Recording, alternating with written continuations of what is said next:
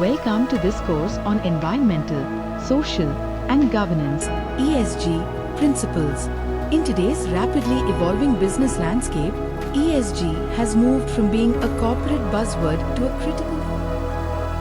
The environmental pillar of ESG examines a company's interaction with the natural world. This includes areas like climate change, resource management, and pollution control.